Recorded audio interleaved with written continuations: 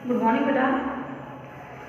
कल हमने महाभारत का जो पार्ट है वो 3 वाला देखा था। आज हम पार्ट 4 है जो समझेंगे। पार्ट 3 तक मैंने आपको बताया था कि किस प्रकार यहाँ पर भीष्म ने अपनी प्रतिज्ञा का पालन किया और सत्यवती मतलब जो उनकी दूसरी माता थी। पहली माता कौन थी? गंगा। और दूसरी माता कौन थी? सत्यवती। तो सत्यवती के कहने पर उन्होंने अपनी प्रतिज्ञा नहीं तोड़ी और सत्यवती के दोनों पुत्र चित्रांगद और विचित्रवीर्य उनका जब विवाह काशी नरेश की कन्याओं से हो गया। ठीक, 2 कन्याओं का विवाह हो गया था। अब उसके बाद में जो तीसरी मतलब 3 कन्याओं का विवाह स्वयंवर में विवाह हुआ। उनके बाद में सबसे बड़ी वाली जो कन्या जो शाल्व जो देश था उसके राजा से प्रेम करती थी तो उनसे विवाह करना चाहती थी, किंतु भीष्म ने क्या किया, उनको काशी नरेश की सारी कन्याओं को रथ में बैठाकर ले आए हस्तिनापुर। और लेकिन वहाँ पर जब शाल्व नरेश को पता चलता है तो वह भीष्म का पीछा करने के लिए आते हैं, लेकिन भीष्म क्या कर देता है, उनको युद्ध में परास्त कर देता है, पराजित कर देता है। फिर तीनों कन्याओं को लेकर भीष्म पितामह अपने राजमहल में आ जाते हैं। वहाँ पर विचित्रवीर्य नाम के जो राजा थे मतलब छोटे सत्यवती के छोटे पुत्र, उनके साथ दोनों कन्याओं का विवाह तो हो जाता है, लेकिन जो अम्बा थी उसने जो प्रस्ताव है उसको अस्वीकार कर दिया। तो भीष्म ने उसको सम्मान के सहित वापस अपने ही देश में काशी नरेश के पास अपने पिता के घर भिजवा दिया ताकि वह जहाँ पर जिससे प्रेम करते उससे विवाह कर सके या अपना मन चाहा जो वर है वहाँ पर ढूंढ सके। किंतु शाल्व नरेश ने मना कर दिया कि मैं किसी के द्वारा पराजित की हुई कन्या को वरण नहीं कर सकता। तो वह अपमानित होकर अपने पिता के घर से और शाल्व नरेश के घर से क्या हो जाती, वापस हस्तिनापुर आ जाती है। और वापस हस्तिनापुर आने के बाद में वह प्रस्ताव रखती कि भीष्म आप मेरे साथ विवाह करें, लेकिन भीष्म आजीवन प्रतिज्ञा से बंधे हुए थे तो वह अम्बा से विवाह करने के कारण मना कर देते हैं कि नहीं, मैं तुमसे विवाह नहीं कर सकता। इस कारण इधर से उधर उसको भटकने में कभी शाल्व नरेश के पास, कभी हस्तिनापुर भीष्म के पास और कभी कहाँ पर जाती थी, अपने पिता के पास मतलब काशी। इस प्रकार बीतने में उसको 4 से 6 वर्ष लग गए और इतने वर्षों में फिर उसने जब भी उसका ठिकाना नहीं पड़ा तो उसने अपने आप को अपमानित महसूस किया और जंगलों में कई दिनों तक क्या हुआ, भीषण तपस्या करना प्रारंभ कर दिया। बहुत समय तक तपस्या करने के बाद में फिर उसको अपना जो यह वरदान मिला और अपने शरीर को स्त्री रूप छोड़कर वह क्या बन गई, पुरुष बन गई। और उसने मन में ठान लिया कि अब मैं इसी जन्म में जो भीष्म से है अपने अपमान का बदला अवश्य लूंगी। तो यहाँ पर इसकी जो मन में की हुई प्रतिज्ञा है उसका बताया गया है कि किस प्रकार, और यही प्रतिज्ञा है वह कब समय पूरी होती, किस समय, जब भीष्म किससे युद्ध करते हैं, अर्जुन से। भीष्म जब अर्जुन से युद्ध करते हैं तो वही अम्बा नाम की जो स्त्री है, अम्बा नाम की जो लड़की है, वह पुरुष का रूप धारण कर लेती है और उसका नाम शिखंडी होता है।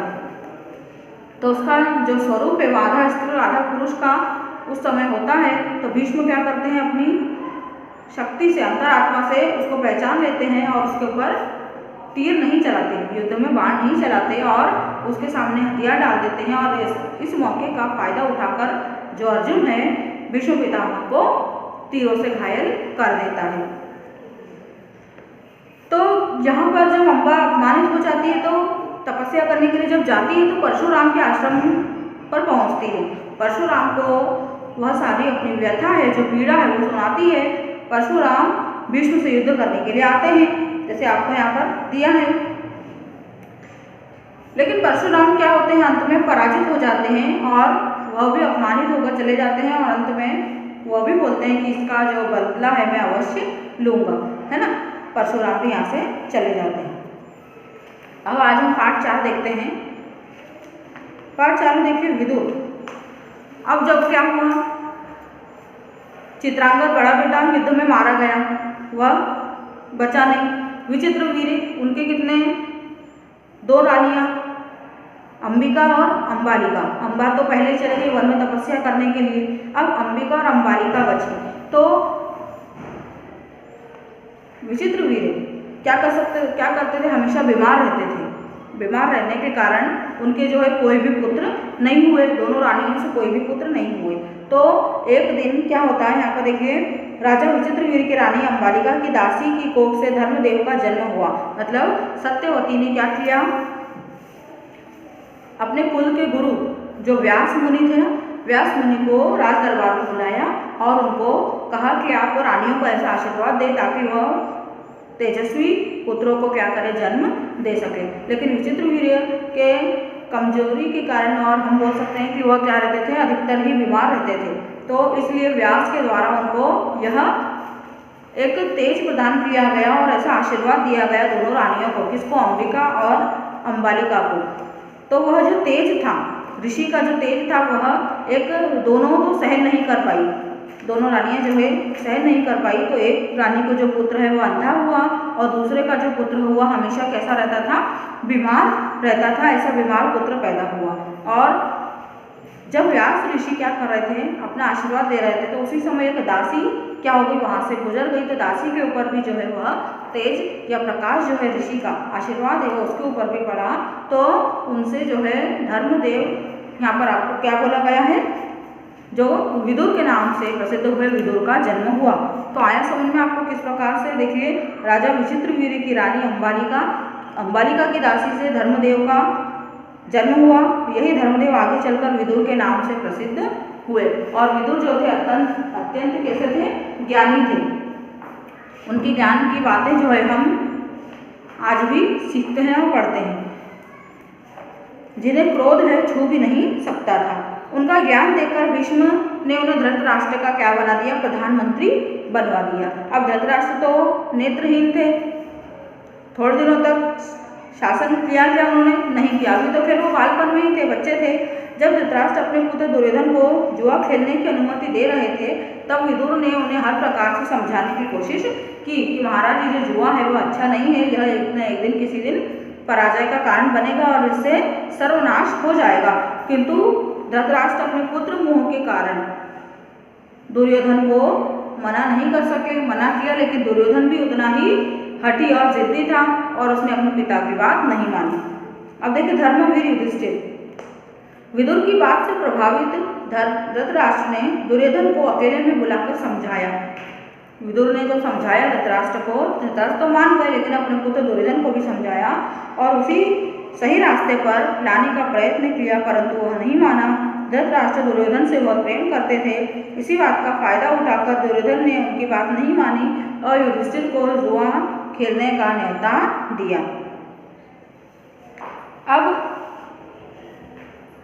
अंबिका से एक पुत्र का जन्म हुआ, अंबालिका से दूसरे पुत्र का जन्म हुआ। तो एक पुत्र तो नेत्रहीन हुआ, दूसरा जो पुत्र था वह बीमार रहता था।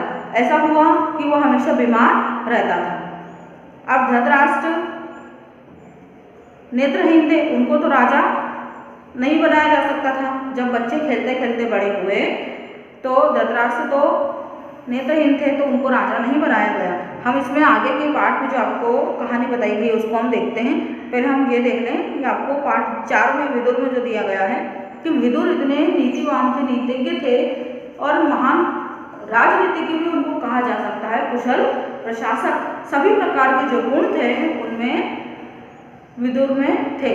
और धृतराष्ट्र पांडु दोनों भाई थे, लेकिन जो ऋषि का तेज था उसके प्रभाव से दासी के कोख से उनका जन्म हुआ, इसलिए वह भी उनके भाई के समान थे। भीष्म पितामह ने कभी भी तीनों में भेदभाव नहीं किया।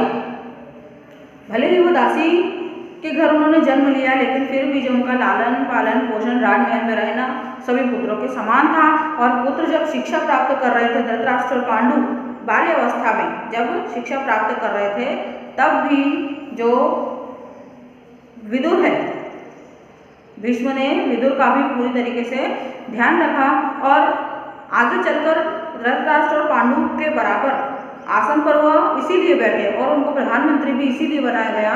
उनकी जो राजनीति, कूटनीति और सभी प्रकार से वो शासन करने की योग्य थे। एक राज्य को किस प्रकार से संभाला जा सकता है, सारी बातें और सारे जो गुण थे उनमें विद्यमान थे। इसी के कारण उनको विदुर को जो है धृतराष्ट्र का आगे चलकर, ये हम आगे पढ़ेंगे, आगे चलकर उनको जो है प्रधानमंत्री बनाया गया। अब देखिए नेक्स्ट वाले चैप्टर में पार्ट 5 में क्या दिया गया है। कुंती के बारे में बताया गया है जो पांडवों की माता थी, तो वो कौन थी? देखिए, यदुवंश के राजा थे शूरसेन। ठीक, शूरसेन, इनकी कन्या जो थी प्रथा के रूप और गुण की कीर्ति दूर दूर तक फैली हुई थी। प्रथा कौन? प्रथा नाम था उसका। और शूरसेन ने अपनी पहली संतान अपने भाई कुंती भोज को देने का वचन कर दिया था। शूरसेन, उनके भाई कौन थे? कुंती भोज। ठीक है, तो कुंती भोज को अपनी जो पहली संतान हुई तो कुंती भोज को दे दिया। अब कुंती भोज के घर जो है शूरसेन की पुत्री कुंती चले गई, प्रथा, तो उसका नाम क्या पड़ गया? कुंती पड़ गया। कुंती भोज की कन्या, इसके लिए उनका नाम कुंती पड़ गया। ठीक, एक बार कुंती के घर कौन आए? दुर्वासा ऋषि आए। दुर्वासा ऋषि की उन्होंने क्या की? खूब सेवा और शुश्रूषा जो भी करना चाहिए वह सेवा की, संतों की, क्योंकि सेवा करना बहुत लाभकारी होता है। तो दुर्वासा ऋषि प्रसन्न हो गए और उनसे कुंती को क्या कर दिया? वरदान दे दिया। और कुंती ने वरदान प्राप्त कर दिया कि जिस देवता का वह ध्यान करेगी उसी देवता के समान जो तेजस्वी पुत्र उसे प्राप्त होगा। इस प्रकार का ध्यान करने के बाद में कुंती ने एक दिन क्या किया? ऋषि तो चले गए, लेकिन उनके जो उन्होंने वचन दिया था या वरदान दिया था, उसने सोचा कि इस वरदान को परखा जाए। तो वह एक दिन सूर्य देव का स्मरण करती है और सूर्य के समान ही तेजस्वी जो पुत्र है उसे प्राप्त हो जाता है, वह भी बिना विवाह के। पुत्र तो प्राप्त हो गया उसको, लेकिन वह डर जाती है कि लोग क्या कहेंगे कि मैं अभी अविवाहित हूँ, बिना विवाह के जो पुत्र जन्म मैंने कैसे दे दिया। तो वह चुपचाप से एक संदूक लेकर, लकड़ी की जो पेटी होती है उसको संदूक कहा जाता है, वह लेकर उसमें एक नदी में अपने जो पुत्र होता है पहला वाला उसको क्या करती है? नदी में बहा जाती है। और यही जो बालक है वह क्या होता है? अधिरथ सारथी, एक जो सारथी होता है ना, जो रथ को चलाता है, राजाओं महाराजाओं के रथ को जो चलाता है उसको सारथी बोलते हैं। तो सारथी को नदी में बहता हुआ वो बालक मिलता है, संदूक मिलता है, वो उसको उठाता है और उसका लालन पालन जो करता है वह अपने घर पे कर लेता है। इसी के कारण वह सूत पुत्र, सूत मतलब सारथी के घर जन्म लेता है, तो उसका नाम क्या रखा जाता है? कर्ण। तो इसीलिए जो कर्ण का नाम है बाद में सूत पुत्र पड़ता है। आया समझ में? कल हम कुंती और पांडु का विवाह है उसको हम देखेंगे कल के वीडियो में।